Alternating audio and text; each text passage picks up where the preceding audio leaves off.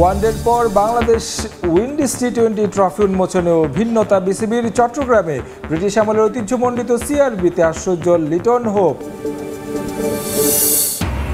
নারী বিশ্বকাপে কিছুক্ষণ পর ভারতের মুখোমুখি হবে বাংলাদেশ। মর্যাদার লড়াইয়ে জয় চায় জ্যোতি বাহিনী।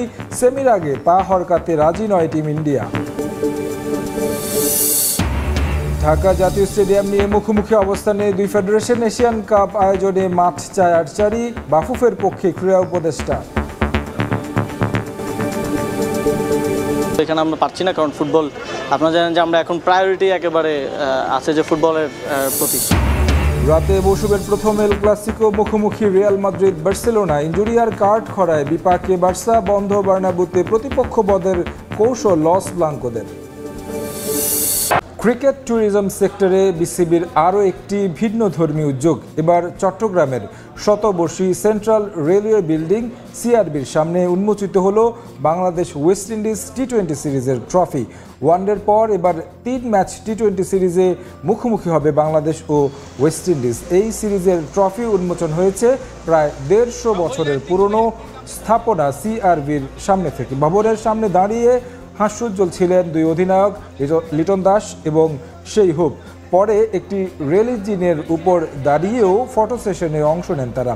এমন আয়োজনের মাধ্যমে বিশ্বের বুকে বাংলাদেশের ইতিহাস ও ঐতিহ্য তুলে ধরাই বিসিবির অন্যতম লক্ষ্য। এর আগে ঐতিহাসিক লালবাগ কেল্লায় হয়েছিল ওয়ানডে সিরিজের ট্রফি উন্মোচন।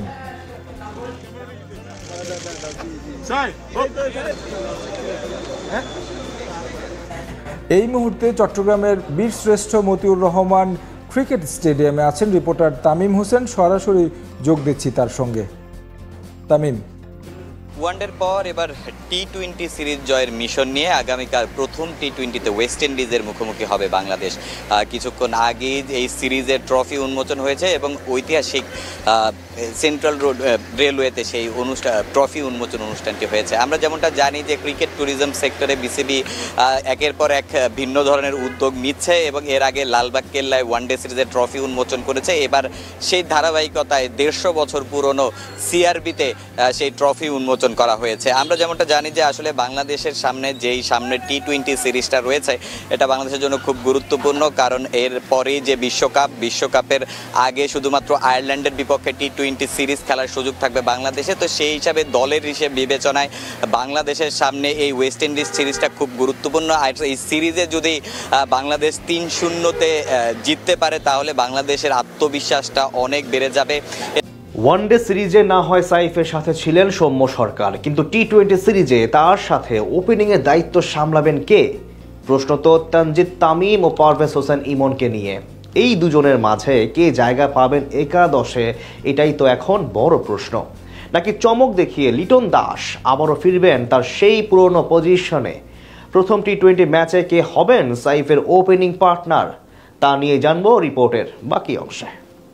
আইসিসি টুর্নামেন্টের সাফল্যের কারণে বাংলাদেশ ও ওয়েস্ট ইন্ডিজের মধ্যকার পার্থক্য আকাশ পাতাল মনে হলেও মুখোমুখি লড়াইয়ে দু দল যেন সমানের সমান। বোঝার উপায় নেই এই দুটি দলের মাঝে এত বড় পার্থক্য।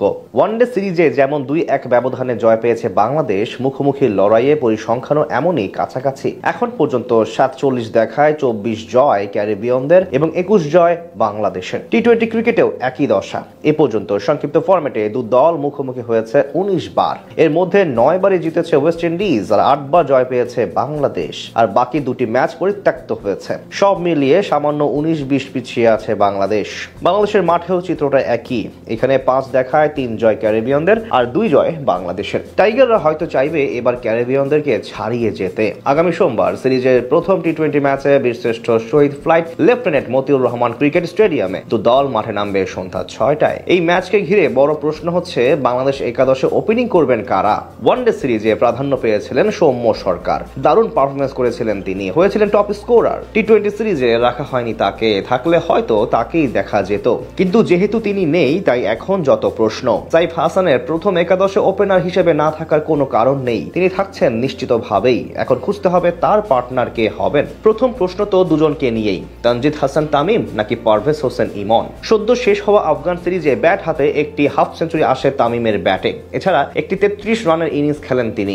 এমন 2 ইনিংস এগিয়ে রাখছে তামিমকেই। এদিকে ইমনেরও একটি হাফ সেঞ্চুরি রয়েছে। দুজনে একই ম্যাচে 50 করেন ওপেনিং জুটিতে। তারা দুজনেই ছিলেন সেই সিরিজে ওপেনিং পার্টনার। তাদের জন্য সাইফকে নামিয়ে দেওয়া হয় 3 নম্বরে। এই সিরিজে একই ভুল কাজ করার সম্ভাবনা একেবারেই কম। যদি শেষ পর্যন্ত এটাই করা হয় তবে 3 নম্বরে খেলবেন সাইফ হাসান। এখানেও একটা কিন্তু থেকেই যায়। আগের সিরিজে লিটন ছিলেন না, যার কারণে সাইফকে 3 নম্বরে খেলানো হয়েছিল। কিন্তু এখন লিটন ফিরলে তাকে তো আর 4 নম্বরে নামানো হবে না। সেক্ষেত্রে সাইফকে 3 নম্বরে রাখলে তামিম ও ইমনের মাঝে একজনকে যেতে হবে বেঞ্চে। অন্যদিকে লিটন যদি ওপেনিং করে সাইফকে 3 নম্বরে রাখেন সেক্ষেত্রে একই পরিস্থিতি। সব মিলিয়ে একটু হলেও ঘোলাটে পরিস্থিতি, সেটা বলার অপেক্ষা রাখে না। ক্যাপ্টেন কোটায় আফগান সিরিজে খেলা জাকের আলীও জায়গা হারাবেন একাদশ হতে। শেষ পর্যন্ত হয়তো এশিয়া কাপের মতোই হবে টপ অর্ডার, যেখানে সাইফের সাথে দেখা যাবে তামিমকে, যেহেতু শেষ সিরিজেও তিনি ছিলেন টপ স্কোরার। অন্যদিকে লিটন দাস একাদশে ফিরবেন, 3 নম্বর পজিশনে খেলবেন, আর এটাই হবে দলের টপ অর্ডার। উল্লেখ্য 27 তারিখ সন্ধ্যা 6টায় সিরিজের প্রথম ম্যাচ খেলবে বাংলাদেশ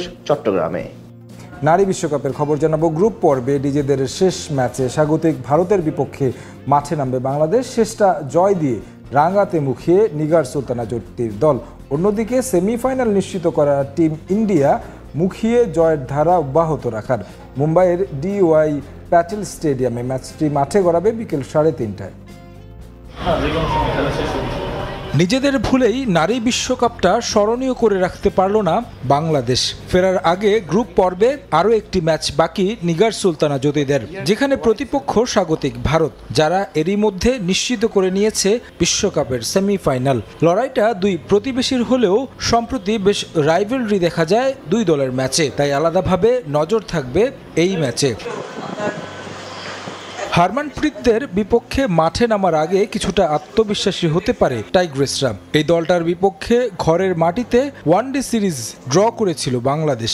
ম্যাচটা প্রতিপক্ষের মাঠে হলেও তাদের হারানোর অভিজ্ঞতা কাজে লাগাতে পারলে জয়ের আশা করতেই পারে সফরকারীরা। এখন পর্যন্ত বিশ্বকাপে বাংলাদেশের সবচেয়ে বড় চিন্তার কারণ ব্যাটিং। বোলাররা অল্প রানে প্রতিপক্ষকে আটকাতে পারলেও রান রেট বজায় রেখে খেলতে ব্যর্থ হয়েছেন জ্যোতি সুপ্তারা। টুর্নামেন্টের শুরুটা বাংলাদেশ জয় দিয়ে করেছিল পাকিস্তানের বিপক্ষে। সাউথ আফ্রিকা, নিউজিল্যান্ড, ইংল্যান্ডের মতো দলদের বিপক্ষেও দারুণ প্রতিদ্বন্দ্বিতা করেছে। শ্রীলঙ্কার বিপক্ষে তো হারতে হয়েছে জেতা ম্যাচ। শক্তিমত্তায় এগিয়ে থাকলেও ভারতের বিপক্ষে জয়ের স্বপ্ন দেখছে টাইগ্রেস। আগের ম্যাচে ভারতীয় ব্যাটাররা যে ফর্ম দেখিয়েছে তাতে চ্যালেঞ্জ থাকবে বোলারদের উপর। মারুফা, তৃষা, নাহিদাদের দিতে হবে নিজেদের সেরাটা। ব্যাট হাতে ছন্দে থাকলেও স্ট্রাইক রেটে বেশি গুরুত্ব দিতে হবে জ্যোতি, ফারজানা, সুপ্তাদের। অন্যদিকে দারুণ ছন্দে ফিরেছে ভারত। কঠিন পরীক্ষার মুখে ছিল স্বাগতিকরা, সবশেষ ম্যাচ জিতে নিশ্চিত হয়েছে সেমিফাইনাল। রোনালদোর পর এবার ভারতে আসা হচ্ছে না লিওনেল মেসির। নভেম্বর উইন্ডোতে ভারতে একটি প্রীতি ম্যাচ খেলার কথা থাকলেও তা বাতিল করল আর্জেন্টিনা ফুটবল অ্যাসোসিয়েশন। ভারতের পরিবর্তে লিওনেল মেসিরা প্রীতি ম্যাচ খেলবে লুয়ান্ডায়, যেখানে বিশ্ব চ্যাম্পিয়নদের প্রতিপক্ষ অ্যাঙ্গোরা। আর আগে ভারতের কেরালা প্রশাসন এবং পৃষ্ঠপোষক প্রতিষ্ঠান একসঙ্গে ঘোষণা দেয় 17 নভেম্বর করাচির জওহরলাল নেহেরু স্টেডিয়ামে এসে ম্যাচ খেলবে আর্জেন্টিনা। তবে পৃষ্ঠপোষক প্রতিষ্ঠান দাবি করছে আর্জেন্টিনা ভারত আসার বিষয়টি বাতিল করেনি, বরং তা স্থগিত হয়েছে। এবছর সম্ভব না হলেও আগামী বছর মার্চ উইন্ডোতে বিশ্বকাপ জয়ীদের ভারত আনার প্রত্যাশা তাদের।